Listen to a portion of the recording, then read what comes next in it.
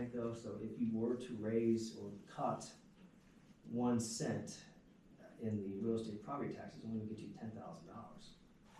So I would suspect no cut or increase will come from that, is my speculation of, but of course subject to change, though. It'd be nice to, first I see a cut though, but it might be a little tough this cycle though, but it'd be nice. But like I said, I would not be surprised, and this is kind of a heads up to the citizens too, I would not be surprised if we do see another unfortunate increase in the water and sewer rate. Well, I'd like to take a long-term look at that too and say, We do. you know, maybe we can do a graduated increase so that it's not, you know, a big jump at one time, but maybe over 3 years or even 5 years, we, you know, work towards a. I agree, and not only that though, I thought it was, my personal opinion is I thought when the warrants rate increased by a massive amount a couple years ago, it was like almost 10% though, was not the right approach. But that was another council. I won't speak for that. We couldn't get it on the agenda, but it came out of our committee, the Water Sewer Committee, that we're gonna hire someone that's got plenty of experience in that to develop a rate. And so hopefully we can get another meeting, we'll get that done as soon as possible. Understood, yeah, And then I would recommend that we take our minimum and drop it, you know, from 9,000 gallons to maybe 5,000 or 6,000, so people that don't really use that much could see a benefit in it. And then, but we've got to, we've never really had a study of the water and sewer rates. It's always been increasing it by a certain percentage, or what are our neighbors, what are they charging, and we just try to stay afloat, but that's not really good. So hopefully we can get this, Mr. Moore, we can hire him. I don't know, we might have to have a call meeting or something, so. Well, you know, we just got the new intake station going too, and I think that's gonna affect our cost a little bit, maybe not in a major way, but in some way, I think it's gonna make it more cost effective to treat the water, so hopefully that'll help us out too. These expensive repairs, you know, and Meters. and this stuff needs to, all of it needs to be brought in, and it's something honestly, I can't do.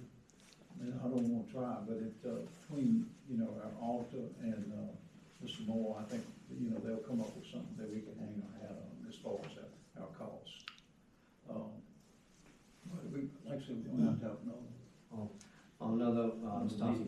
I'm sorry I was not at that meeting though, on December 4th for the warrant, so it's always committed, I could not get on my obligation being the Smithfield, my boss. I'm sorry. I mean, if the governor's with, my boss, Yeah. I can't escape that, Well, so.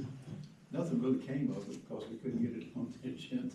So we need to get it on the agenda as soon as possible. We'll see what happens here I'm in soon. favor of a call meeting. In almost 15 minutes here, so anyway. Yeah, well, continue to think about other capital improvement, ideas, you know, as you drive around town, That's not notice even. something that you hadn't thought about before, so, you know, keep that on your radar. We can always add to that list. Yes, sir. I just want to remind you, Mrs. Mayor, if you're talking 5 and 10 year plan, just listen to everyone, you're talking about things that you need to fix and correct, but 5 and 10 year plan should have a larger vision than that. One of the things that we discussed was the Main Street program. That would be in a 5 and 10 year plan. That's something you guys want to pursue. It is. We have discussed that, and Madam Mayor and I were on a call last month about that, and something that we as a council are definitely looking into.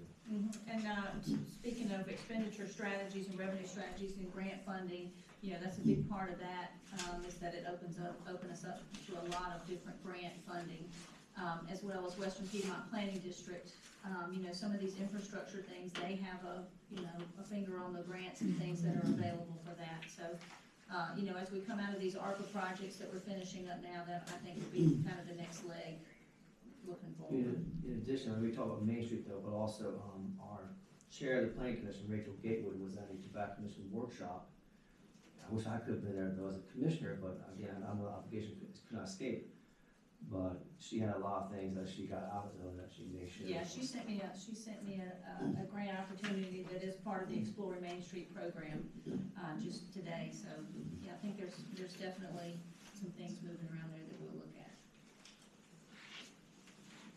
And that, I think the one she sent me today was talking about, signage, grant funding for signage and stuff. But that also, they have opportunities for property owners for facade repairs and second floor apartment, renovations and things like that. So those are both things that we could take advantage of. Second floor bars or something that's really nice town, really close. Mhm. Well, everybody has that fantasy of coming to a small town and living in this upstairs with the Yes, shop yeah, downstairs. and I had that- I I had can't that tell you how fantasy many one calls time, I've, too. yeah, I can't tell you how many calls I get about that. But, and we'd love for that to be more possible, so. All right, does anybody have anything else for this discussion? Motion to adjourn? So moved, Madam Mayor. All those in favor? Aye.